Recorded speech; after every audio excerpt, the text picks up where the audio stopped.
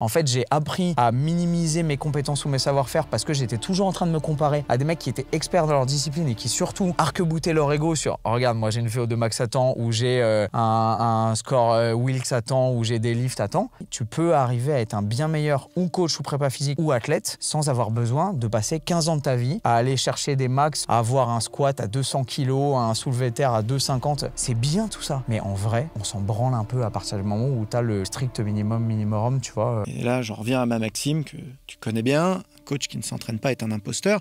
C'est pas parce que c'est celui qui pisse le plus loin. Entendez-nous bien, j'adore ce qu'on est en train de se dire. Parce que ça me permet de refaire passer le message. Parce que... Tu vois, en arrivant chez Cometti, j'ai eu à la fois l'agréable impression d'être face à des mecs qui maîtrisent vraiment leur sujet et en même temps, pas une déception, mais une espèce de « Ok, bon, si je veux prendre ça et l'utiliser pour les sports de combat, je fais quoi ?» Et tu sais, tu vas, tu parles avec les mecs à la fin des cours et tout, et ils sont un peu en mode « Ouais, ben… » Et tu sens qu'en fait, ils sont super pointus dans leur domaine, ils sont très légitimes, mais en vrai, comme ils n'ont jamais eu à le faire, arriver à sortir un peu ce qui fait vraiment le cœur de la richesse de leur approche pour le faire déteindre ou le transposer à un autre univers gestuel, pugilistique ou quoi, bah, y a plus personne en fait. Ouais. Pour moi, il y a un avenir à la prépa physique qui est un avenir de généraliste très informé sur la discipline. Tu te plonges un peu dans la discipline, tu essayes de la comprendre, tu essayes de te l'approprier. Et je vois trop de collègues préparateurs physiques qui arrivent de l'athlé, qui arrivent de l'haltéro, qui arrivent du crossfit et qui ont des recettes, qui vont analyser un peu, ils vont prendre un chrono. Mais tant que tu fais pas le truc, tu sais pas ce que c'est. Qu'est-ce qui fait la différence entre un coach sportif, un personal trainer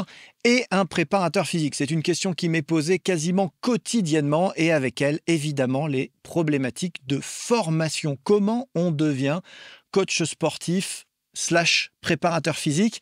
Et pour essayer de répondre à ça, je reçois Antoine Fonbonne et j'ai vachement de chance parce qu'en ce moment, justement, il est en train de vivre un virage professionnel où il va enrichir sa casquette de coach sportif d'une casquette de préparateur physique. Restez bien avec nous jusqu'au bout. On vous donnera les clés à la fin de l'épisode pour devenir le meilleur préparateur physique possible. Allez, à tout de suite. Dans un premier temps, on parlera des spécificités du métier de préparateur physique avant de s'attacher à développer les points qui pourraient directement se transférer depuis le métier de PT, personal trainer, à celui de préparateur physique. Et puis enfin, on réfléchira sur comment mettre tout ça en musique dans la formation. Bonjour à tous et bienvenue dans ce nouvel épisode. Et aujourd'hui, je reçois Antoine Fonbonne. Salut Aurélien. Trop cool de venir. On va parler d'un sujet hyper important. On me pose la question sans arrêt et depuis des années. Quelles sont les différences entre un préparateur physique, un préparateur athlétique et un coach sportif, un personal trainer même? Et justement, c'est une bonne question à se poser maintenant parce que tu es un peu en transition professionnelle, je crois. Absolument. Je suis à la croisée des chemins, littéralement. Avec un héritage de quasiment 10 ans d'entraînement pour la muscu, l'hypertrophie, même si ça se voit pas forcément. Attends, j'essaye de péter les coutures de Mwenley. Mais c'est quand même la sensibilité que j'ai depuis quasiment 10 ans avec des compètes dans le fitness et avec des clients que j'ai accompagnés pendant des années sur ces thématiques-là. Et aussi la formation bayésienne qu'on a lancée qui se spécialise vraiment sur l'hypertrophie, le développement de la force. Et les passions que j'ai toujours eues pour les autres sports et l'exigence de développer d'autres qualités athlétiques que tu ne développes pas dans la muscu classique. Et maintenant, ce deuxième chemin que je suis en train de prendre depuis un an, après m'être pété un genou en sparring de MMA il y a un an. Et ouais, les exigences que j'ai maintenant d'apprendre à des athlètes à améliorer les compétences de leur machine, pas simplement pour l'esthétique en faisant du gros muscle, mais en apprenant à maîtriser à la fois tout le répertoire gestuel et technique de sports très complexes et très riches comme les sports de combat qui me passionnent depuis des années, et en même temps en développant toutes les capacités athlétiques que tu délaisses dans l'univers des go muscu. La question, elle est hyper légitime, parce que d'abord, la carte pro qui encadre le métier de préparateur physique est finalement la même que celle qui encadre le métier de coach sportif.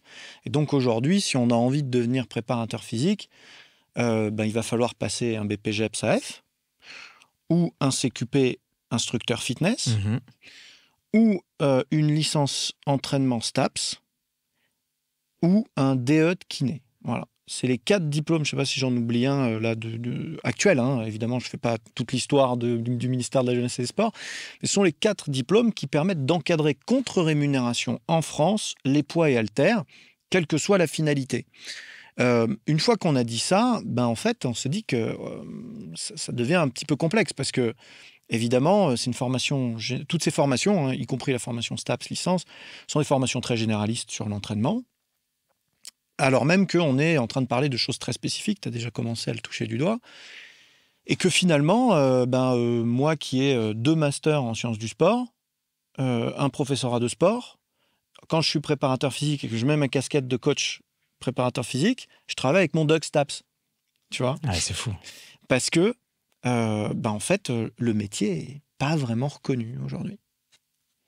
Je m'en suis aperçu en retournant sur les bancs de la fac pour passer les DU de Dijon. Tu as passé un DU de prépa physique. J'ai fait ça cette année, tu vois. Je me suis explosé le genou. Je me suis dit, qu'est-ce que j'ai négligé pendant toutes ces années parce que j'avais pas le temps, que maintenant que j'ai du temps parce que je peux plus m'entraîner, plus bouger, plus faire de tournage, plus voyager, etc. Comment est-ce que je mets mon temps à profit? Et ça me semblait être une bonne idée de réinvestir sur tu vois, le plan de mes connaissances et repasser une formation qui m'a amené plein de nouveaux points de vue et plein de nouveaux enrichissements et qui a ouvert mes horizons aussi de perception dans ce monde-là qui est tellement riche, comme tu l'as dit, et qui est finalement tellement éloigné de tout ce qu'on fait dans le fitness et l'univers des Go Muscu. Et en fait, quand tu tournes dans cette espèce de sphère qui tourne sur elle-même, évidemment, comme toutes les autres sphères, tu te dis, mais waouh, il y a un monde autour, quoi. Ouais, il y a eu une période où on transférait un petit peu à l'aveugle certains contenus fitness ou équivalent fitness, ou en tout cas apparenté fitness. Je ne vais pas dire équivalent parce que je vais me faire engueuler. Apparenté fitness. Et il y avait une tendance qui existe encore un peu à transposer simplement ce qu'on savait faire. Je vais donner quelques exemples. En 2010, je ne sais pas si tu te rappelles, il y a eu une période où l'équipe de France de rugby était hyper bodybuildée. Tu vois. Mm-hmm. C'était une période où c'était des culturistes qui s'emparaient de la préparation physique. Dans les années 80, la préparation physique, même 90, la prépa physique du judo était quand même très très très teintée force athlétique. En gros, tu étais fort sur les 3 mouvements de la force athlétique. Je me rappelle de discussions avec des haltérophiles dans les années 2000 où ils m'expliquaient que la préparation physique était l'haltérophilie. Tu vois, et qu'au fond, c'était ça le cœur du truc. L'héritage français en prépa physique, il est quand même très athlétique. Très athlétisme. Quand je dis athlétique, c'est athlétisme avec, historiquement, les coachs de sport co qui s'emparent du métier, influencés par la Grande-Bretagne et les États-Unis, et qui sont les premiers à pouvoir payer une division du travail dans leur job. Et qui, à ce moment-là, maîtrisent bien les techniques de course, puisque en sport co, c'est ça qui nous intéresse, les filières énergétiques, puisque en sport co, c'est ça qui nous intéresse, et qui ont suffisamment de temps pour déployer un petit peu ces contenus, c'est des gens qui viennent en général de l'EPS et qui ont une casquette de coach d'athlète. Ouais. Donc on se retrouve avec une première vague là qui nous influence énormément en France. Donc tu vois, VO2 Max, on est très à l'aise avec ces concepts. VMA, on est très à l'aise avec ces concepts. Technique, mouvement, tu parlais de répertoire gestuel et de mouvement semi-technique tout à l'heure. En haltéro, ça c'est un peu moins des réflexes culturels français, plus britanniques.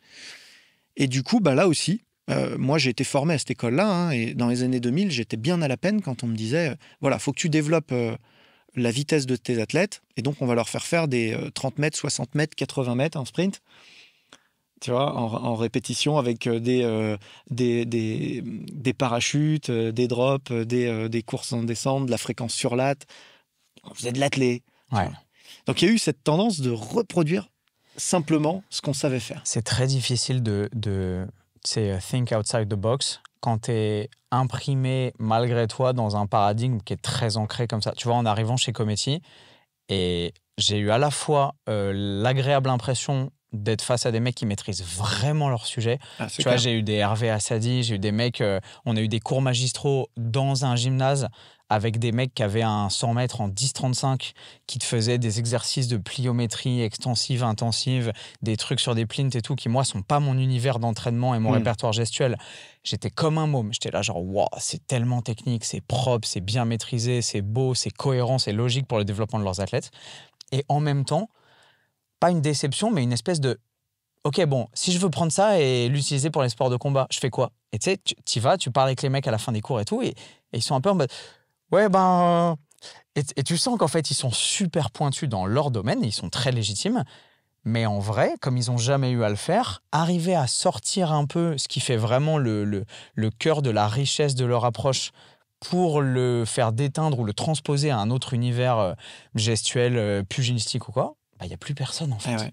Et c'est là qu'on voit l'importance de bien comprendre à la fois la discipline que l'on vise et à la fois la discipline que l'on porte. Et c'est cette activité support qui peut nous servir, mais en partie seulement, au service d'autres objectifs détournés. Je suis content que tu ne tombes pas dans ce piège, du coup, et tu vas nous raconter un peu ton histoire sur cette approche. Alors, en plus, toi, tu démarres avec le MMA, mais tu vas nous en parler. C'est quand même, là, c'est très, très, très ouvert. Aujourd'hui, on a encore cette discussion et ces réflexes avec une discipline très à la mode et que j'adore, qui est le CrossFit, où il y a une espèce de réflexe de dire le CrossFit, ça peut être la prépa physique finalement. Et donc des crossfitters qui ont été codés génétiquement par cette discipline à très forte personnalité et à très forte méthodologie, se retrouvent à reproduire ça. Mais on a le problème en préparation physique, avec des crossfitters qui arrivent et qui refont des circuits, des WOD au service de la prépa physique, mais vaguement calibrés. Mais on a le problème aussi en coaching. C'est-à-dire que dans l'école de CQP, quand tu commences à leur demander de faire autre chose que ça, parce que des fois on peut avoir envie de faire de l'hypertrophie au service de l'esthétisme ou de la minceur par du métabolique pur et de l'endurance, etc. Donc des trucs beaucoup plus coaching, personal training. Et là, on a du mal à les faire sortir de leur WOD. Des AMRAP au kettlebell et des... Ouais, c'est passionnant ce que tu dis parce que ça touche, je pense, pas simplement au petit monde de la prépa physique et de l'entraînement, mais juste à la façon dont, en tant qu'être humain, on accumule les connaissances, on s'affilie, tu sais, on a du mal à sortir de ces paradigmes ou de ces croyances. Et à partir du moment où un truc t'a fait du bien, t'as considéré que c'était légitime dans ta vision du monde, et aussi, je pense, où t'as commencé à investir du temps, de l'argent et de l'effort intellectuel pour apprendre et te former, t'as forcément un biais de confirmation qui va dire...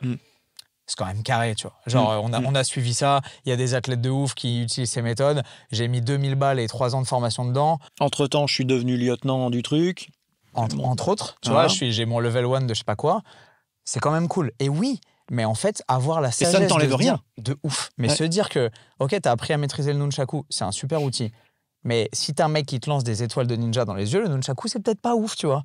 Et savoir que chaque outil a une pertinence et une place dans un certain type de contexte et que t'es pas obligé d'attacher ton identité dessus et que tu peux transcender ça, c'est vraiment difficile, je pense. Ouais, alors, je suis pas d'accord avec toi sur le nunchaku. Non, mais le nunchaku, c'est l'arme absolue, d'accord ? C'est l'arme de Michelangelo, déjà, pour commencer. Okay. Qui était de loin le plus marrant des 4. C'est pas faux. Et ensuite, tu peux arrêter les étoiles de ninja. Mais on en reparlera dans un autre podcast. Effectivement, on est face à des paradigmes très, très forts. Parfois, alors en plus, qui sont en Europe, en France notamment, on est marqué par des écoles, par des courants de pensée, par des disciplines. Si on rajoute la couche nord-américaine dessus, en plus, on a les franchises qui viennent nous délivrer la vérité et le savoir universel. Donc voilà, aujourd'hui, on le voit sur le mouvement, pendant des années, si tu faisais pas du FMS, t'étais vraiment un bouffon. Tu pouvais pas coacher le mouvement si t'avais pas fait la formation FMS, faut pas déconner. C'est une unpopular opinion de penser que c'est de la daube le FMS ou pas? On en est où sur le... Je pense que c'est en train de devenir un petit peu plus répandu. Okay. Et peut-être du coup de manière inversement proportionnelle, puisqu'il y a des trucs qui sont super dans le FMS, qui sont simplement un premier niveau d'analyse du mouvement, c'est une porte d'entrée, c'est le niveau DJI du micro, ok, voilà, à un moment donné tu commences avec un truc facile à brancher, puis un jour on te sort des chœurs et des trucs, voilà, ok. Donc c'est un peu pareil, si tu veux, on initie des gens au mouvement, et puis après il faut passer à autre chose. Et puis de l'autre côté, tu as FRC, les nouvelles tendances, machin, où là pareil, ils vont t'expliquer pour vendre leur truc que tout le reste n'est pas de la mobilité. Et du coup, les gens, ils n'arrivent pas à sortir de ça, en fait. Il faut qu'ils embrassent une méthode dans son entièreté. Ils ne peuvent pas envisager de se dire, je vais prendre un peu de ça. J'entends ce que vous dites, j'entends ce que vous nous expliquez, c'est très pertinent, mais moi, je ne suis pas aussi radical. Et je vais essayer d'être sur un espèce de continuum, là, où je vais construire ma propre méthode, qui va même elle-même évoluer en fonction de mes objectifs et des gens que j'ai en face de moi. Parce que peut-être que pour l'immense majorité des gens, finalement, faire un petit... Tiens, je vais te donner un exemple très concret. FMS, moi, j'ai connu ça en 2009. Ok. À l'époque, je suis préparateur physique en Grande-Bretagne. Et quand on me fait le test, à moi, c'est le kiné de l'équipe de Grande-Bretagne qui le fait, qui est ensuite passé par Arsenal et tout. C'est un gros kiné britannique de portée mondiale. T'es flingué, laisse-moi deviner, t'es flingué au sol sur le screening. Et Par contre, si tu passes sur des tâches motrices complexes, t'éteins tout le monde. Et pour le coup, je suis flingué sur rien du tout. J'ai 21 sur 21. Ok. Et du coup, effectivement, en rapport aux tâches complexes dont tu parles, moi, je suis tellement dans l'entraînement fonctionnel et dans le transfert final, je me dis, mais on mesure quoi, là? Enfin, tous mes athlètes vont avoir 21 sur 21. Et il me dit, détrompe-toi, les athlètes, ils savent pas où sont leurs pieds. Et il prend l'exemple d'Ashley Mackenzie, qui est un international encore aujourd'hui, il combat désormais pour la Jamaïque. Et un gamin ultra talentueux, le mec, il sait tout faire, c'est simple. Il dit, ouais, Ashley, il sait pas où sont ses pieds. Et là, je me tourne, je lui dis, tu parles de ce Ashley-là? Et en fait, le gamin était sur le dos, en train de faire rouler sur ses pieds, comme un chien de cirque, un Swiss ball en équilibre. Okay. Je dis, lui, il sait pas où sont ses pieds, du coup.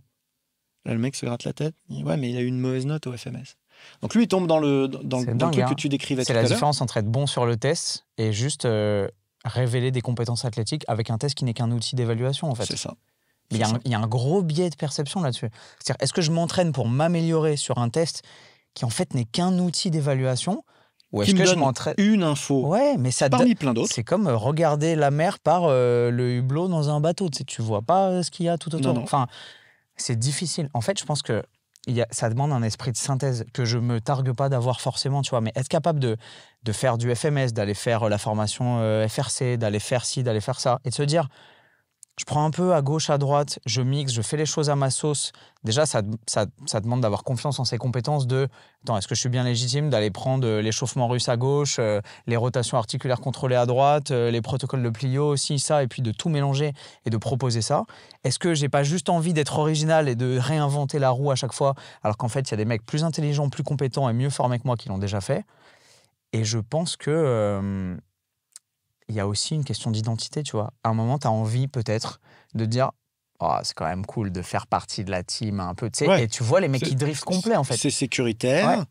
Et puis, c'est confortable. Tu te caches derrière une méthode qui est prouvée, qui est reconnue. Ouais. Et c'est pour ça que je pense qu'il faut y aller. Il faut commencer par ça pour se rassurer, pour avoir un premier niveau de maîtrise, simple, efficace. Et puis, on va commencer à tenter un truc un peu plus compliqué.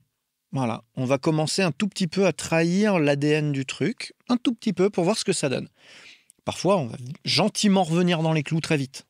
C'est déjà de l'expertise, parce qu'on sait pourquoi on y retourne dans les clous. Ouais. On n'est plus en train de subir ce qu'on nous a dit. Absolument. On est retourné gentiment dedans parce qu'on a été toucher le feu et on s'est rendu compte que c'était chaud. Donc il y avait une raison pour laquelle il ne fallait pas le toucher.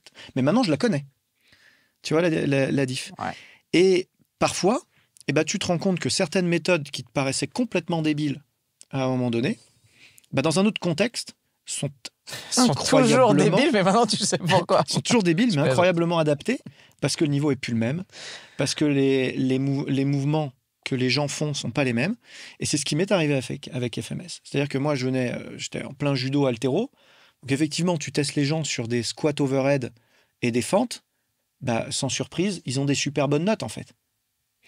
En revanche, quand je suis arrivé dans le volley, je pense que je suis parmi les personnes qui ont fait passer le plus de tests FMS en France avec Laurent Delacour, qui était vraiment expert formateur en la matière. D'un seul coup, je me retrouve avec que des joueuses et des joueurs qui ont 10 sur 21. Et là, tu te dis, mais c'est pas possible. Et c'est le plus haut niveau, hein. C'est des pros, c'est des internationaux.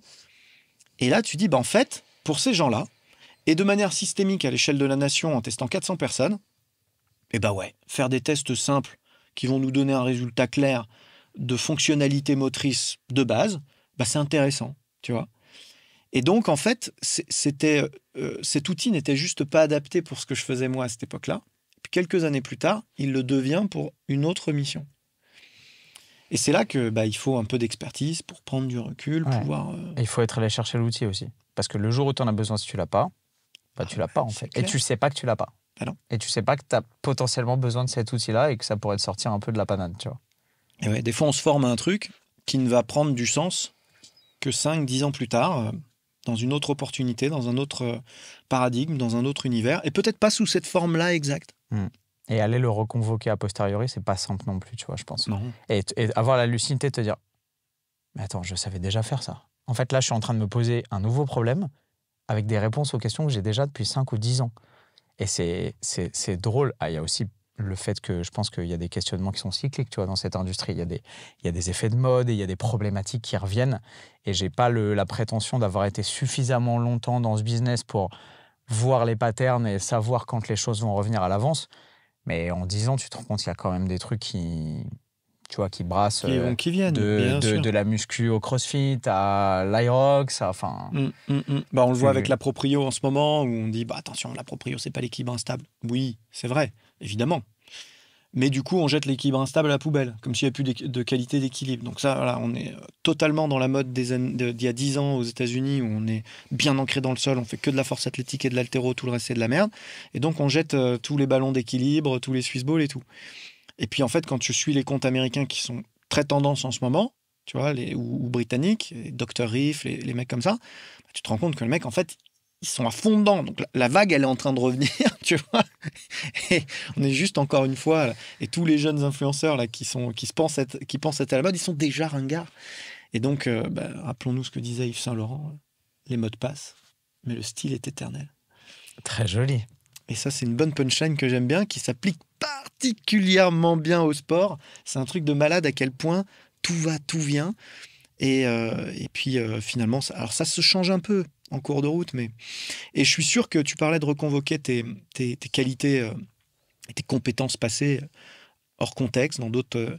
Je suis certain que c'est ce qui va t'arriver dans ton chemin vers la préparation physique MMA. Tu vas nous raconter ça dans une minute, mais effectivement, tu es là, tu es confronté à un truc complexe, varié, en apparence plus riche que ce à quoi tu as été confronté, en apparence seulement parce que c'est nouveau. Et puis, très vite, tu vas sortir des cordes de vieux filous que tu avais de coach sur l'hypertrophie quand il va s'agir de faire de la prise de masse, sur le culturisme quand il va s'agir de faire de l'endurance de force ou de la maîtrise du poids de corps. Tu vas sortir des cartes magiques que les mecs n'ont pas forcément parce qu'ils ne sont pas passés par ces cases-là d'expertise. En fait, oui, et en fait, en t'entendant parler, je me rends compte que non, parce que je crois que j'ai jamais eu de besoin d'ego sur tel ou tel outil que j'ai, tu vois, appris à maîtriser au fur et à mesure. C'est-à-dire, je me suis toujours considéré comme étant en dehors de tout. Tu vois, j'ai passé un BP il y a 10 ans, je savais que j'étais pas à ma place. Enfin, je savais que j'avais des trucs à apprendre, il me fallait la carte, il me fallait le diplôme, j'avais envie de me former et tout, mais j'avais déjà, je sais pas pourquoi, j'ai toujours eu du recul sur tout. Est-ce que c'est une bonne chose ou pas? J'en sais rien, mais j'ai toujours considéré, tu sais, que j'étais un peu à côté de mes pompes et quand j'étais jeune à l'école, tu vois, j'ai sauté des classes, j'étais jamais à l'endroit où je devais, donc c'était OK parce qu'en fait, j'ai toujours pris ce que j'avais à prendre dans tout en considérant que, OK, faites votre truc un peu sectaire, un peu communautaire et tout, ça me va. Moi, je suis à côté, je suis au fond de la classe, j'écoute, ça rentre, vous en faites pas, mais j'ai pas besoin de repartir avec le t-shirt du truc et tu vois, donc en fait, j'ai tout emmagasiné. Et en même temps, pas tout, parce qu'il y a plein de trucs. Parfois, tu vois, on me parle de trucs, je me dis, mais attends, et 3 minutes après, ah oui, mais c'est vrai que j'ai fait ça il y a 3-4 ans, mais en fait, la façon dont les mecs le formulent et où ils te parlent que des trucs qui sont shiny et du sentiment d'appartenance que moi... Puis des fois, on a changé de nom en cours de route clairement. aussi. Moi, je m'en tapais, mais par contre, quand tu me parles du principe fondamental du truc, du cœur de l'expertise ou de vraiment du savoir-faire que tu es allé chercher, bah oui, là, je l'ai et OK, tu vois. C'est ça qui va ressortir. De ouf. C'est ça qui va popper à un moment donné où tu vas vraiment en avoir besoin et où finalement tu vas ressortir une recette que tu as peut-être apprise avec un culturiste, avec Fred Bonpo, ou avec un performeur en body et qui est une compétence du coup qui est complètement hors sol dans leur univers. Tu vois, et tu le mesures déjà, je parie dans les performances physiques, analytiques, spécifiques à certaines compétences dans lesquels tu pourrais t'imaginer que des gamins de 24 ans qui s'entraînent 2 fois par jour t'éclateraient, et c'est peut-être pas le cas. C'est très drôle ça. Tu vois, moi, venant du fitness et de la muscu, comme j'ai jamais été à ma place là-dedans, je fais pas 100 kilos de muscles, j'ai jamais pris de produits, je suis pas bodybuildé à outrance, donc j'ai jamais été légitime aux yeux de T'as certains. mangé du fromage aux protéines, Ouais, j'ai quand vu. même. Quand même. J'aurais de la caséine, j'en ai bouffé. Ouais. J'ai jamais été légitime aux yeux de certains pour ça, parce que tu sais, t'as les mecs qui rivettent leur ego sur moi c'est la masse, moi c'est la force et tout, qui vont faire ça pendant 15 ans jusqu'à se rendre compte qu'ils sont ou pétés de partout et que voilà, ou qu'ils sont has-been et qu'ils ont envie de changer. Et là, ils vont réinventer totalement leur identité, etc. Moi, j'ai jamais eu ça. Et du coup, bah, j'ai progressé là-dedans, j'ai pris ces enseignements-là. Et maintenant que j'arrive là-dessus, je me rends compte que je me suis jugé de façon, tu vois, pas pertinente à l'aune des critères de ces mecs-là qui ont mis toute leur vie dans la force, l'hypertrophie, la croissance musculaire et tout. Alors que moi, j'étais bon, mais avec d'autres centres d'intérêt connexes et vachement plus diversifiés. Plus généraliste. Et que maintenant, quand j'arrive dans des trucs, tu vois, où effectivement, maintenant, j'ai la responsabilité de la prépa physique d'un groupe de compétiteurs amateurs en MMA qui sont des petits jeunes de entre 19 et 24 ans qui ont la dalle de ouf. J'en ai qui combattent depuis novembre 2023, qui ont 14 combats déjà. Tu vois, genre, ils ont un niveau d'activité qui est incroyable, ils ont faim, ils s'entraînent comme des malades et tout. Et effectivement, quand je fais des petits tests de screening ou des petits trucs, ou même dans les séances de prépa physique que je leur mets en place pour voir un peu quelles sont leurs compétences athlétiques, je me rends compte que bah ouais, je suis meilleur qu'eux sur énormément de trucs. Genre le grip, genre les niveaux de force sur des exos, alors que je suis pas powerlifter, j'ai jamais brillé dans le monde du fitness ou tu vois de la musculation pour mes compétences de force incroyables et tout. Et en fait, tu te dis, mais en fait, je suis déjà assez sur énormément de tableaux, tu vois. T'arrives là et tu sais, ils te regardent, ils disent ah ouais, mais ok, en fait, le plus fort, c'est le coach, quoi. Alors que t'as jamais brillé comme ça dans le monde hyper ingrat de la muscu où si tu fais pas de l'OHP à 140 kilos en criant comme un putois, tu vaux rien. Et en fait, tu te rends compte que bah, tes devoirs, tu les as fait, en fait. Ouais. Et tu as fait largement ce qu'il fallait. Et tu sais, tu as encore ce truc culpabilisant de... Tu vois, je pense que ma VO2 max, c'est pas celle d'un sportif de haut niveau. Alors que quand je regarde ma VO2 max par rapport aux combattants UFC dans ma catégorie de poids virtuellement là-bas, eh ben, les mecs, ils ont une moins bonne VO2 max que moi. Donc tu te dis, il y a un problème là. En fait, j'ai appris à minimiser mes compétences ou mes savoir-faire parce que j'étais toujours en train de me comparer à des mecs qui étaient experts dans leur discipline et qui surtout arc-bouter leur ego sur oh, regarde, moi j'ai une VO2 max à temps, ou j'ai un score Wilks à temps, ou j'ai des lifts à temps. Mais en fait, tu te rends compte que la performance sur le terrain, ou en l'occurrence sur le tatami, sur le ring, dans la cage, elle est tellement multifactorielle. Elle est aussi, je pense, et c'est important qu'on en parle, tellement liée à la compétence gestuelle, à la compétence technique, au savoir-faire, tu vois, technico-tactique, et pas non plus tant à simplement tes performances athlétiques que, bah, en fait, oui, tu peux arriver à être un bien meilleur ou coach ou prépa physique ou athlète sans avoir besoin de passer 15 ans de ta vie à aller chercher des max, à avoir un squat à 200 kilos, un soulevé de terre à 250. C'est bien tout ça. Mais en vrai, on s'en branle un peu à partir du moment où tu as le strict minimum, tu vois, sur tous les tableaux. Ça renvoie à l'héritage culturel, athlétique, poids et haltère, ouais. qui sont des sports à mesure, qui sont des sports objectivés, et dans lesquels, bah, en fait, on a du benchmark et de la mesure permanente. Or, la plupart des sports à habileté ouverte sont pas comme ça. Et du coup, ça montre à quel point aussi être trop formaté dans ces approches-là bah, nous met des barrières en tant que professionnels, à plus forte raison si on ne pratique pas la discipline en question. Moi, ce que je retiens de cet enseignement-là, de ce que tu partages avec nous, la première chose que j'ai envie de faire ressortir, c'est que le préparateur physique, plus encore que le coach fitness, c'est un généraliste. C'est quelqu'un qui est capable de traiter tous les aspects de la performance. Et comme tout généraliste, il n'a pas le niveau de spécialité que va avoir un vrai spécialiste. Vous allez voir votre médecin généraliste, il est capable de vous parler de viralité saisonnière, il est capable de vous parler de biomécanique, il est capable de vous parler de gastro-entérologie, il est capable de parler d'un peu tout. Par contre, quand on va au fond des choses, il vous adresse à un spécialiste, évidemment. Et quand il faut opérer, il va falloir un chirurgien spécialisé dans l'articulation en question. À l'inverse, je pense que nous, c'est quand même un peu moins technique aussi, ça ne nous empêche pas d'avoir 1, 2, 3 expertises, où on va aller au fond des choses et où on va vraiment avoir une dimension d'expertise. Mais la priorité, je trouve, c'est pour vraiment être compétent et efficace, c'est d'être généraliste. La deuxième, c'est de pratiquer. Et là, j'en reviens à ma maxime que tu connais bien. Coach qui ne s'entraîne pas est un imposteur.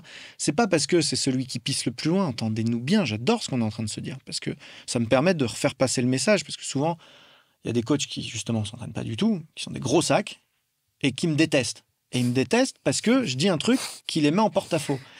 Et du coup, ils vont prendre le contre-pied extrême en disant « Ouais, mais bon, tout le monde n'est pas obligé de faire 250 en squat. » Mais c'est pas ce que j'ai dit non plus. Absolument. Ouais. C'est pas du tout ce que j'ai dit. Mais en revanche, quand tu es un jeune coach, encore dans la force de l'âge, bien en forme, et que tu tasses les gamins de 10 ans, ça te donne de l'autorité, ça te donne du poids. Et puis surtout, tu comprends un peu mieux un troisième élément que je retiens de ce qu'on est en train de se dire, c'est fort jusqu'où, endurant jusqu'à quand, mobile jusqu'à quel point. Et si tu pratiques pas sur toi et que tu n'as pas de repères par rapport à tes athlètes, tu sais pas jusqu'où il faut les pousser. Et tu peux pas comprendre ce que toi tu as compris d'entrée de jeu, c'est que finalement, pour être fort en MMA, j'ai pas besoin d'avoir un bench comme on l'imagine à 160 quand je fais 73 kilos. C'est pas nécessaire. Et après, je vais arbitrer.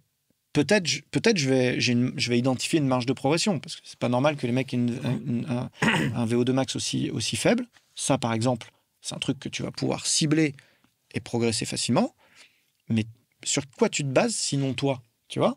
Quand tu t'es pas entraîné, moi j'ai du mal à piger comment on peut être efficace sans avoir un minimum de réflexe en la matière, quoi. Ouais, je suis d'accord. Après, je conçois qu'il puisse y avoir des très bons coachs qui ont peut-être eu leurs heures de gloire il y a longtemps et qui maintenant ont un peu lâché la cabane. C'est très différent. Mais qui ont quand même été des tueurs dans ce qu'ils faisaient et qui ont aussi une espèce Ils ont les miles, ils ont les repères. Exact. Ils ont une espèce de préscience ils ont peut-être pas la théorie, ils ont peut-être pas fait les mêmes formations que toi, machin, les trucs et tout, mais ils savent comment on fait des champions dans telle ou telle discipline. C'est peut-être pas exportable. Les mecs, ils sont peut-être bons en MMA, tu vas les mettre en volley, ils sont nuls à chier, mais tu sais, j'essaye de partir du principe que tu as toujours quelque chose à apprendre de quelqu'un et que souvent, quand tu as des mecs qui ont eu un peu de réussite dans un domaine, même s'ils ne savent pas comment, même s'ils ne savent pas pourquoi, ou même si ce n'est plus le cas, il y a quelque chose à comprendre. Potentiellement, il y a quand même un truc à gratter, tu vois. Bien sûr, bien sûr. Et souvent, c'est dans du savoir s'adapter aux exigences. Tu sais, je parlais avec mon pote Nicolas genre, le MMA, ça s'applique très bien à cette logique, tu vois. Il me dit, pour moi, les mecs qui sont performants sont les mecs qui ont réussi à résoudre l'équation du MMA.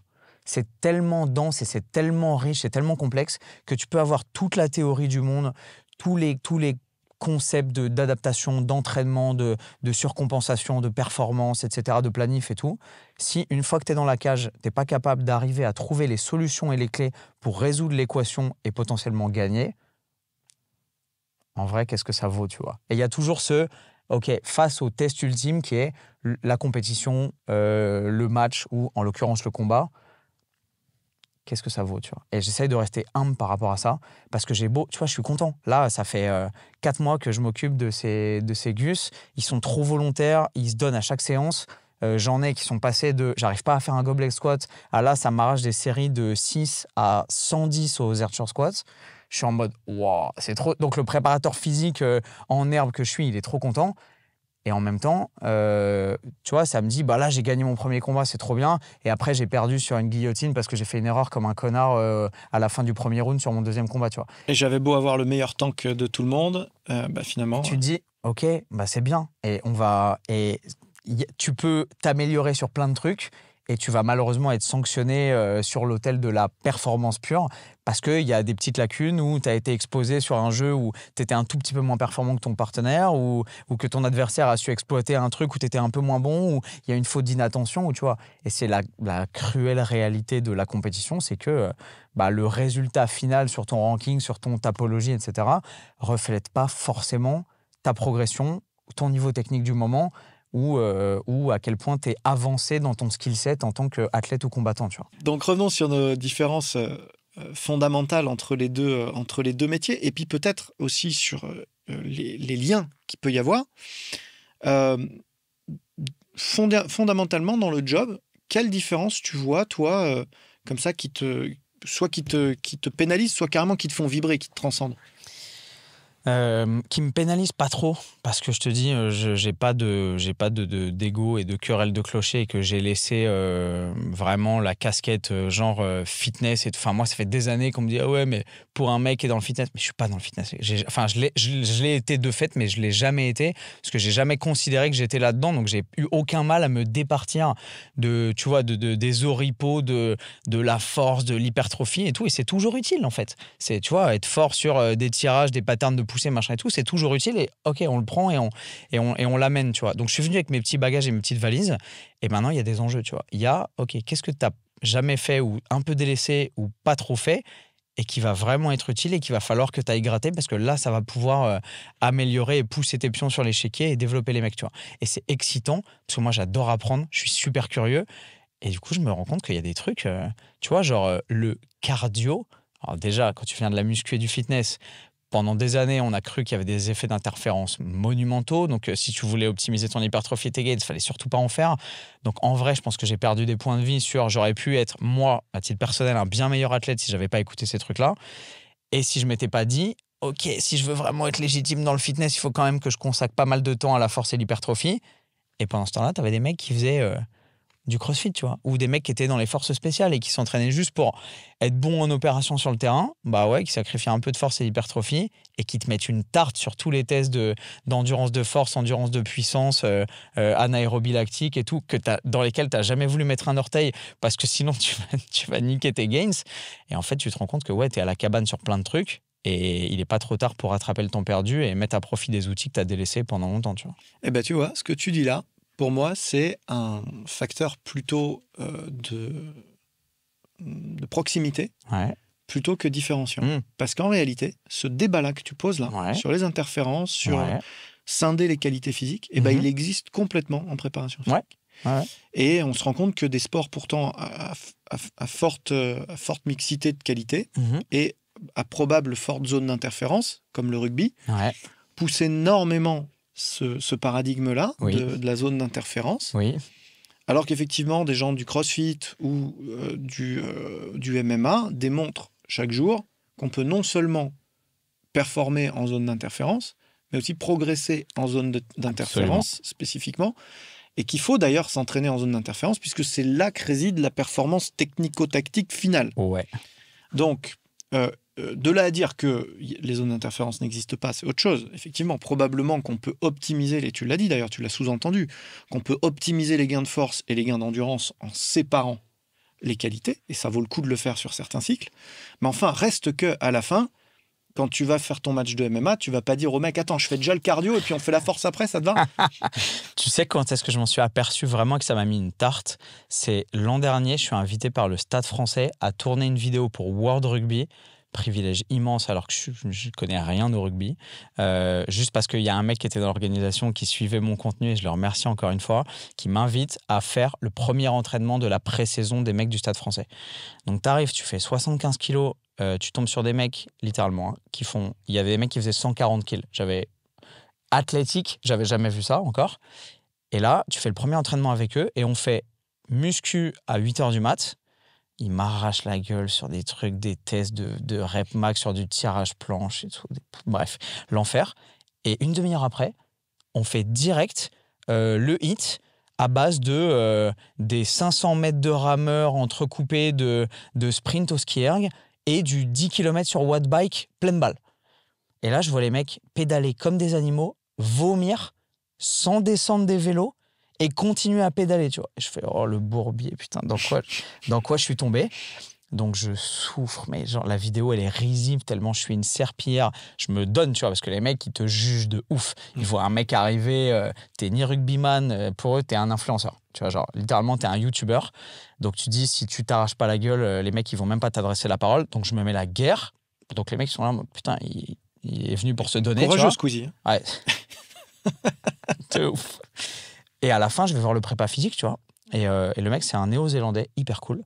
Et je lui dis, mais ok, c'est shiny, c'est stylé, il y a des caméras, on fait plein de trucs, on fait de la muscu et tout machin. Mais je lui dis, mais vous faites ça dans la réalité? Vous séparez même pas le travail de la force et de l'hypertrophie du matin avec, tu vois, littéralement, là, c'était full de l'anaérobie lactique, slash, je te tire sur de l'endurance plus, mais dans tous les sens. Et il me dit, en vrai, j'aimerais, mais je peux pas.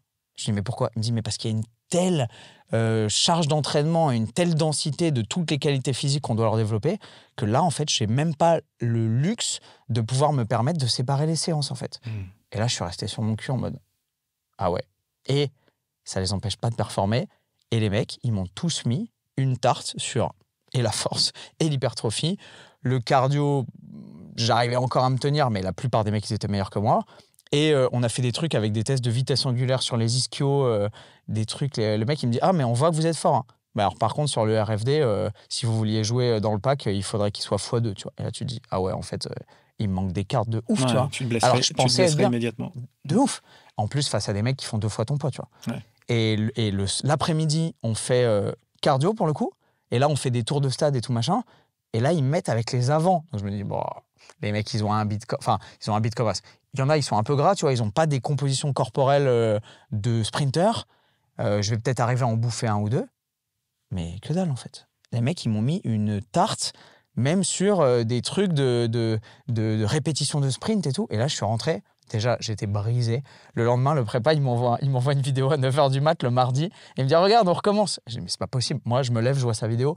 Mec, j'étais en miettes. J'avais pas une seule articulation qui avait pas mal. J'avais mal partout. J'avais l'impression de m'être fait rouler dessus.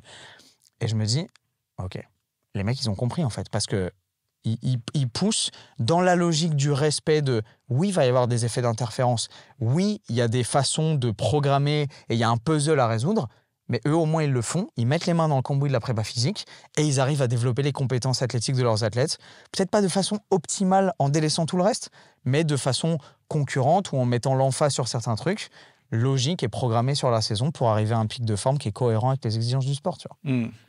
Ouais, c'est du tâtonnement, tu as une charge qui est complexe. À partir du moment où tu acceptes cette complexité, bah, du coup, tu t'autorises aussi un petit peu plus de souplesse sur les gains, et ça renvoie vraiment au repère que tu as envie d'avoir sur chaque qualité physique et au temps que tu vas attribuer en conséquence. Parce qu'effectivement, à la différence, c'est une différence fondamentale avec les gens qu'on a en coaching hors élite, ces gens-là, leur charge quotidienne, c'est une charge professionnelle, c'est une charge familiale.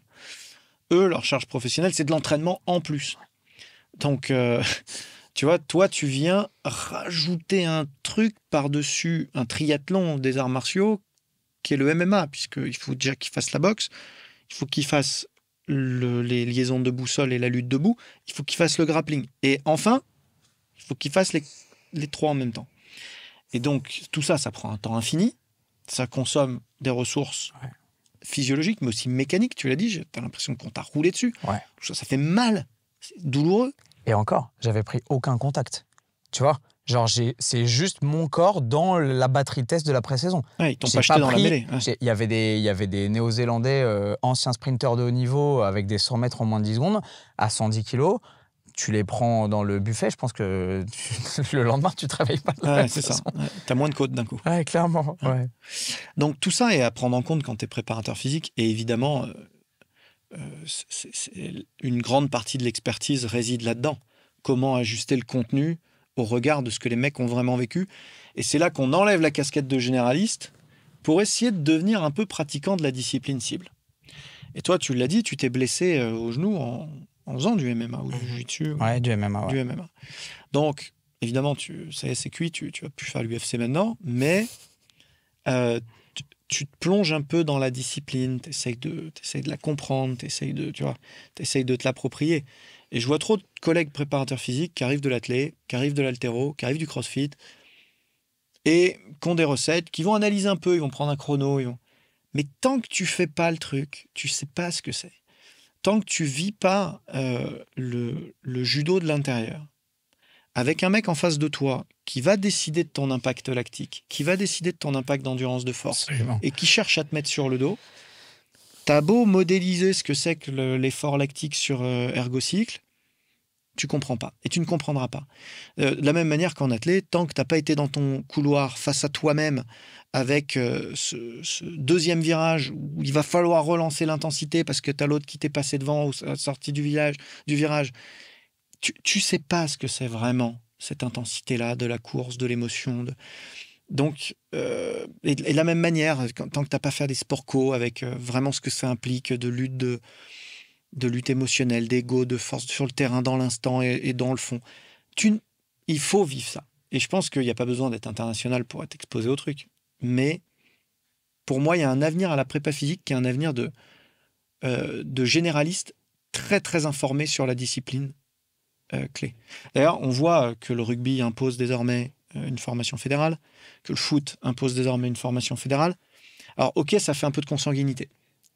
Ça, c'est un peu la limite, parce qu'au bout de 2 ou 3 générations, ça fait tomber les chicots. Mais entre-temps, comme tout le monde a le même niveau aujourd'hui de compétences, de connaissances, pas tout à fait, mais enfin, globalement, les infos, on les a aujourd'hui. Tu vois, on arrive à se former quand même bien mieux qu'il y a 20 ans en prépa physique. Bah pour moi, ce qui fait la différence, c'est la personne qui va pratiquer, tu vois, vraiment la discipline. Bonne chance pour rattraper n'importe quel prépa physique qui vient d'ailleurs. Bonne chance pour rattraper Nicolas Hoth en MMA, qui maîtrise sur le bout des doigts. Bonne chance pour me rattraper en volley. Mon adjoint, qui était, quand on était à la cellule d'aide à la perf du volley, il était BE2 en volley. Il était bien meilleur préparateur physique que moi en volleyball. Heureusement que je l'avais dans l'équipe pour gagner du temps, tu vois. Donc, c'est normal, en fait. C'est ce qui va vraiment teinter, je pense, et rythmer les prochaines générations de préparateurs physiques. Il y a aussi un truc de respect, tu vois. Tu arrives dans une discipline aussi exigeante et aussi difficile qu'un sport de haut niveau quel qu'il soit, qu'on parle de volley, de rugby ou de MMA. Comment t'espères pouvoir gagner le respect de tes athlètes et leur dire qu'ils vont devoir t'écouter et appliquer ce que tu vas leur demander quand tu vas les mettre vraiment dans le dur, en les amenant à penser que tu es légitime pour le faire. Tu vois, genre, si t'es personne, que t'as pas fait de champion dans la discipline, que t'as pas pratiqué ou que t'as pas eu de médaille dans la discipline, et que t'as même pas mis ton cul sur le tapis, aller transpirer avec les mecs et tout, pourquoi on t'écouterait? Tu sais, c'est comme tu dresses un chien. T'es fiable? Genre, ok, tu donnes des ordres, tu dis assis couché, mais t'es qui? Tu vois, genre, pourquoi est-ce qu'il ferait l'effort de te donner sa confiance et d'accepter ce que tu vas essayer d'exiger de lui? Tu vois, c'est marrant, je pense à ça parce que j'ai un petit toutou en famille d'accueil en ce moment, dont on a gagné la confiance et qui est trop mignon et tout. Mais t'es obligé de te mettre dans cette espèce de posture de je vais te demander des trucs, mais c'est pas pour te faire chier. C'est pour ton bien et pour qu'on puisse cohabiter et arriver à progresser ensemble dans le bon sens, tu vois. Et c'est la même... du coup, tu l'as inscrit au MMA, le chien, tu rigoles, mais il passe des kimuras dans tous les sens. Je l'ai amené à la salle parce que mes mecs, ils sont trop fans, de ouf. Mais c'est la même chose avec mes athlètes, tu vois. Genre, t'es qui pour débarquer et commencer à donner des ordres, tu vois. Alors que t'es pas capable de prendre un jab dans la tronche tout en sachant ce qui se passe dans les 3 secondes qui suivent, que t'as jamais été face à un mec qui est vraiment en train d'essayer de t'arracher la tête et qu'eux, ils vivent ça tous les jours. Et c'est vrai, dans tous 2 les fois sports. par jour, Ouais, tu vois. bien sûr. Donc, moi, j'ai résolu un peu cette équation dans le sens où je m'intéresse à des sports qui m'intéressent. Et du coup, j'ai pas la prétention d'aller en volley, leur dire comment faire pour sauter au-dessus du filet parce que j'y connais rien et qu'en vrai, ça m'intéresse pas tellement. Alors que le MMA, ça me passionne depuis des années. Donc maintenant, mettre le peu de compétences techniques et de savoir-faire que j'ai réussi à glaner sur ces dernières années au service de cette passion théorique que j'ai depuis des années et en leur montrant que bah ouais, en fait, j'ai roulé ma bosse pas mal et que peut-être que j'ai des trucs à leur apporter et que maintenant qu'ils voient que je suis compétent et qu'en plus je sais à peu près de quoi je parle, bah les choses se passent beaucoup mieux. Bah en fait, on va tous dans le bon sens, tu vois. Mais ouais, t'es obligé de montrer patte blanche, je pense. Enfin, à moins d'être ultra intelligent et compétent, mais même en fait les gens ils sont sceptiques. Tu vois un mec qui a l'air en plus de tout savoir et d'être meilleur que les autres qui arrive de nulle part, tu te dis mais attends, pourquoi? D'autant plus si tu as fait les choses différemment depuis des années. Tu vois, c'est toujours difficile. Et il y a des trucs en plus dans certains sports qui sont des trucs culturellement ancrés. Tu vois, genre dans la boxe, les mecs qui préparent un combat, bon courage pour les faire courir sans kawaii ou sans survêtement de sudation juste parce que ils ont du poids à perdre, tu vois.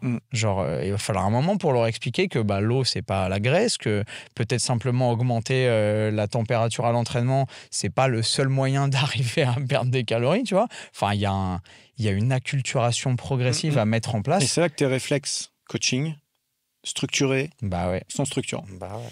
Et du coup, je vais prendre le contre-pied de ce qu'on a fait depuis le début de l'épisode, où on s'est beaucoup attaché à détailler les spécificités de la préparation physique. On va faire l'inverse, on va se dire, mais quels sont les skills qui sont directement transférables ou indirectement, en tout cas des choses qui me paraissent être dans une perspective métier, vraiment métier, pas tâche quotidienne, vraiment une perspective métier, qui sont transférables. Par exemple, la construction de séances, la construction d'échauffement, le plan d'entraînement, même si c'est un plan qui est planifié, avec des saisons, etc. Bon, reste que on planifie quand on a un bon coach personal trainer. On a des phases d'entraînement qu'on va choisir, qu'on va régler en fonction peut-être d'autres choses, de vacances scolaires, en fonction d'un rythme professionnel, en fonction d'autres choses. Mais peu importe, le plan, la planification de l'entraînement, elle existe. Elle est un peu différente. Elle est par certains aspects plus simple, par d'autres plus complexe, mais en réalité, elle existe. Le lien à la nutrition. Ça, c'est des skills qui sont transférables. Et d'ailleurs, je vais même aller plus loin avant de te donner la parole, parce que pour moi, le coaching PT est en train de s'athlétiser de plus en plus. Et on le voit, c'est sous l'influence, je pense, des boutiques gym et du CrossFit. L'entraînement fitness, en tout cas dans les milieux très urbains, et en Amérique du Nord, en Angleterre et demain dans toute la France, on le voit, devient de plus en plus axé sur de la performance athlétique, des skills d'entraînement. Ça ressemble à une version prépa physique un peu marketée, un peu cool, un peu propre, mais finalement qui reprend énormément de codes, y compris des codes méthodologiques. Oui, absolument. C'est là que... Coucou les mecs qui sont restés dans le fitness. C'est drôle parce que maintenant, en assumant cette nouvelle casquette de prépa physique, bah en fait, je me rends compte que bizarrement, je me suis dit, oh là, tous les gens de la Gen Pop, tu vois, qui veulent juste être beaux sur la plage, perdre du gras, prendre du muscle, je vais plus les intéresser. Et en fait, je me rends compte que paradoxalement, j'ai plus de gens qui me contactent potentiellement pour du coaching ou du suivi ou des conseils, maintenant qu'ils se rendent compte que j'ai cette sensibilité-là et que je m'intéresse aussi au développement des compétences athlétiques et des perfs. Parce que, tu l'as dit, il y a une grosse mode, je pense, de être beau pour la plage et s'intéresser à son petit nombril. C'était cool il y a encore 3, 4, 5 ans. Et maintenant, les gens, ils ont envie d'être en bonne santé, ils ont envie de performer bien, ils ont envie de se faire plaisir dans des sports. Je pense que c'est toujours une question d'ego, hein. Ils ont envie de mettre une tarte sur leur premier trail à Apollo de la Conta qui se vante à la machine à café d'avoir une meilleure VO2 max qu'eux, tu vois, ou d'aller performer et pas de revenir trop en miettes de leur premier Aerox, ou de se mettre au triathlon parce qu'ils ont 40 balais et que ça y est, leur fait un nouveau challenge dans leur vie, tu vois. Je pense qu'il y a aussi ça, tu vois, ça déteint petit à petit dans les mentalités de la population générale on peut peut-être tous être des athlètes, même si on peut pas tous être des athlètes de haut niveau, mais on peut tous être un peu des athlètes du quotidien, ou en tout cas se faire plaisir dans sa dynamique sportive en adoptant les réflexes et les pratiques intelligentes de la prépa physique et de l'encadrement athlétique. Ouais, on peut tous tirer les bienfaits de ces méthodologies. D'ailleurs, on s'en rend compte de plus en plus, même dans le sport santé, tu vois, des indicateurs qui étaient jusque-là l'apanage de la préparation physique. Ouais. Le Pmax en watts, la puissance. Oui. En fait, c'est corrélé à tout, la puissance. C'est corrélé au vieillissement. C'est corrélé à la perte de masse musculaire et à la perte de force. C'est corrélé à la déprogrammation motrice. C'est pas un indicateur de haute performance du tout, en fait. C'est un indicateur de santé. Et du coup, c'est en train de revenir, tu vois. Alors évidemment, par des marques qui ont du biofeedback comme eGym, Kinvent, voilà, qui balancent de l'info comme ça et qui sortent de la haute performance pour venir dans la santé, évidemment. Mais ça l'est de plus en plus, comme on le disait, dans les studios athlétiques des boutiques gym, etc. Tu vas avoir des indicateurs sur, tu parlais de la force de saisie, le grip. Typiquement, c'est des indicateurs qui étaient vraiment l'apanage de dynamomètres dans le sport de haut niveau et même dans la recherche. D'ailleurs, plus que dans le sport de haut niveau, dans la recherche. Aujourd'hui, on s'en sert comme un outil de monitoring et même d'entraînement. Je suis content parce que j'ai l'impression, c'est un sentiment que j'ai, hein, dites-moi si je me trompe, mais que par ce prisme des compétences athlétiques, on se heurte moins à la dichotomie très française du « ou t'es un intellectuel » ou t'es un sportif. Tu vois, genre, pendant des années, quand les gens disent « Ah ouais, mais t'es coach ? Ah ouais, tu fais de la muscu ?» Tu sais, t'avais ce « Ok, donc t'es forcément un débile, tu vois, vraiment. » Ou ah ouais, tu t'intéresses à l'optimisation de ton enveloppe corporelle pour faire du muscle et avoir moins de gras. Oh, le débile. Tu vois ? Et sans « Ah, t'étais journaliste sportif avant ? Ah, t'as fait ci, t'as fait ça, tu vois. » Genre, les gens voyaient pas au-delà de ça. Genre, ce que tu es parle tellement fort que j'arrive pas à entendre ce que tu dis, tu vois.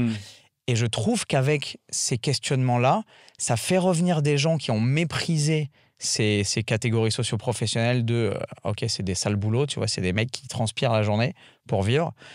Et revenir à ça par ah bah finalement j'ai envie de faire un premier triathlon ou j'ai envie de performer, tu te rends compte que maintenant tu as des mecs qui t'adressent la parole, qui ont 55-60 ans, qui disent ouais, je commence à m'intéresser au truc, je fais des séances au seuil et tout. Ah, donc finalement la performance athlétique et l'entraînement c'est pas si négligeable et finalement c'est ah ouais mais non parce que c'est à la mode et machin. Et c'est pas tellement déconnecté du coup d'un peu les sciences et de la réflexion. On y revient, tu vois, et c'est cool je trouve. Et passer par le côté moteur et compétence, je pense, dédramatise un peu l'enjeu d'identité et d'ego que les gens mettaient en jugeant le fitness et la muscu et tout, parce que les gens considèrent que c'est de la daube, alors que maintenant qu'on leur dit, bah en fait c'est aussi vous, tu vois, ce qu'on sait faire depuis des années, vous pouvez l'utiliser pour être meilleur, pour bouger mieux, pour être plus fort, pour récupérer mieux, pour être moins malade, pour moins vous blesser, pour être en meilleure santé sur le long terme.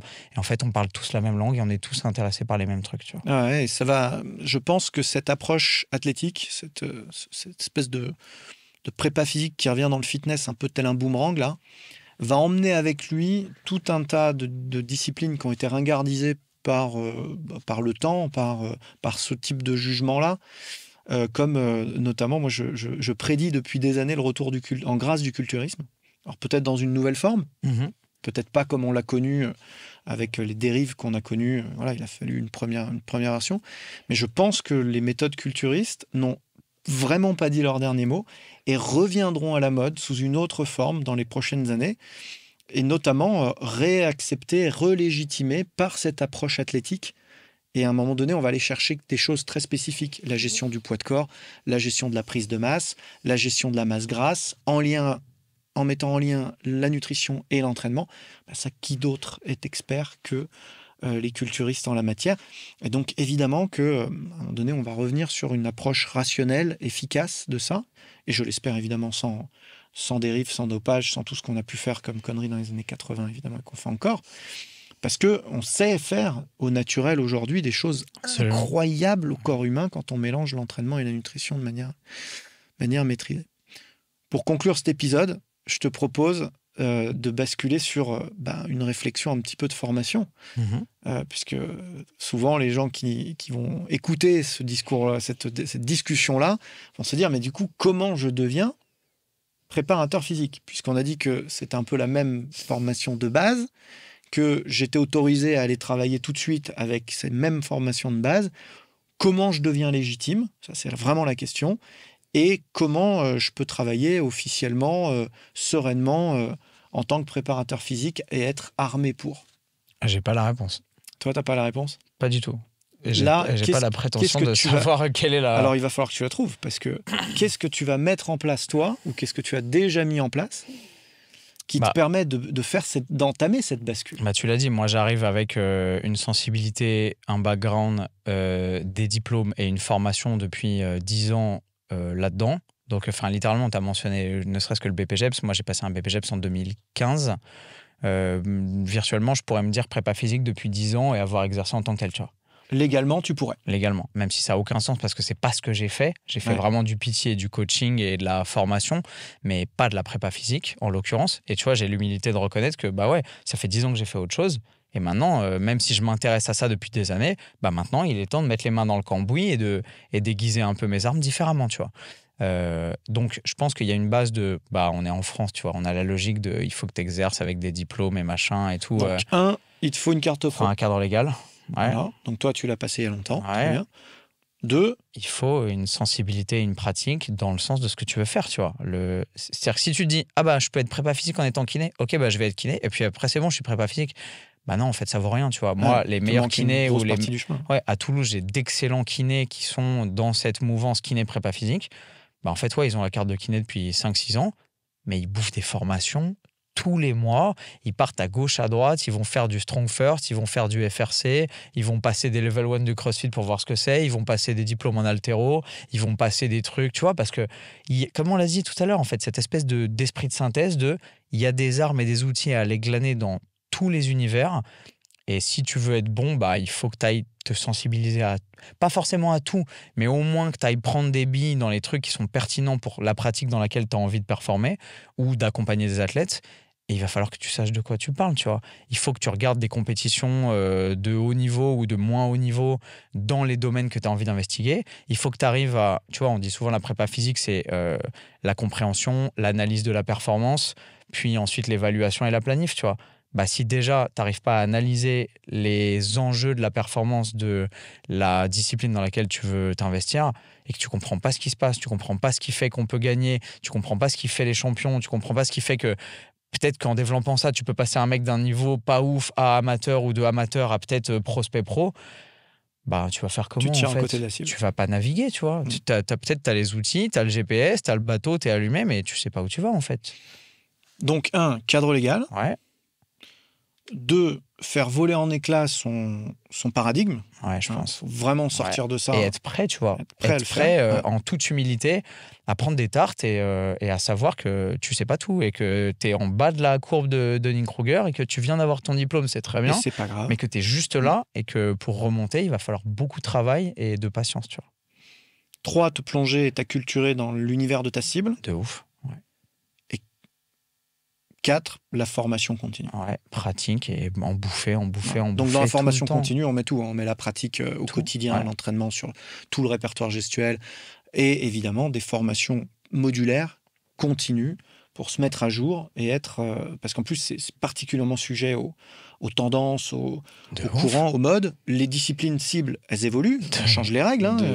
Quand tu te rajoutes même il y a des effets de mode dans les disciplines. Tu en enlèves une, c'est plus la même discipline. Même sans changer le cadre technique. Tu vois. Le MMA d'aujourd'hui, c'est pas le MMA d'il y a 3 ans, alors que les règles sont exactement les mêmes.